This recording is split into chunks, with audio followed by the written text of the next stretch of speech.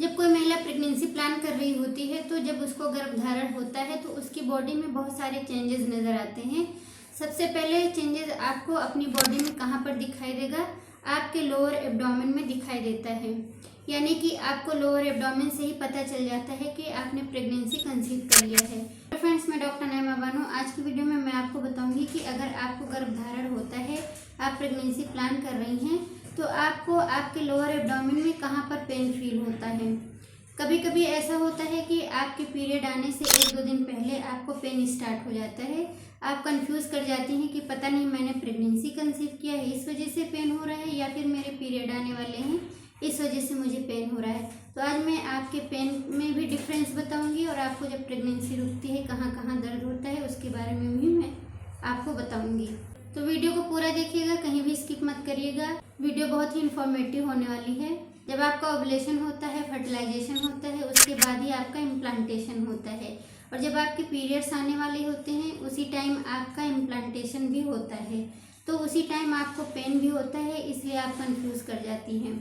लेकिन आपका जो इम्प्लांटेशन होता है वो 1 हफ्ते पीरियड आने से पहले हो जाता है। कभी कभी किसी किसी के पीरियड आने से 1 हफ्ते पहले पेन होता है। इसी में उनको कंफ्यूजन होता है कि पता नहीं पीरियड्स का पेन है या फिर मेरे इम्प्लांटेशन हुए इसका पेन है। जब आपके फैलोपियन ट्यूब में फर्टिलाइजेशन होता है उसके बाद बच्चा आपके बच्चेदानी में आकर चिपकता है। जैसे ही बच्चा आपके बच्चेदानी में आकर चिपकता है, आपकी बॉडी में हार्मोन प्रोजेस्टेरोन बहुत तेजी से इंक्रीज करता है। और जब बच्चा आपके बच्चेदानी में आकर चिपकता है तो वहाँ पर गड्ढा बनाकर कुरेद कर तब इम्प्लांट होता है।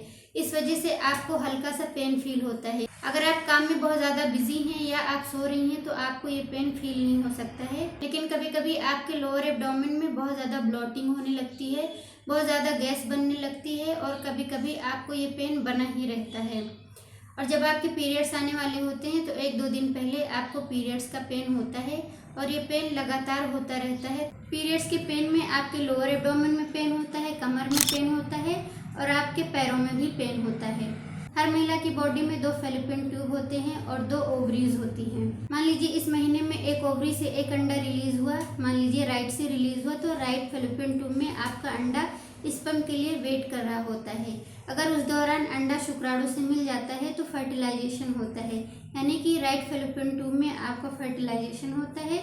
उसके बाद धीरे धीरे ये ट्रेवल करके आपके बच्चेदानी में पहुंचता है। अब ये फर्टिलाइज्ड एम्ब्रियो अगर आपके बच्चेदानी में राइट साइड में इम्प्लांट होता है तो आपको पेट के निचले वाले हिस्से में राइट साइड में पेन होता है और एक ही जगह होता है। और इसी के साथ साथ आपके लोअर बैक में भी इसी साइड पेन होगा। तो इंडिकेट करता है कि आपका गर्भधारण आपके राइट साइड में हुआ है, यानी कि पेट के निचले हिस्से में राइट साइड में हुआ है।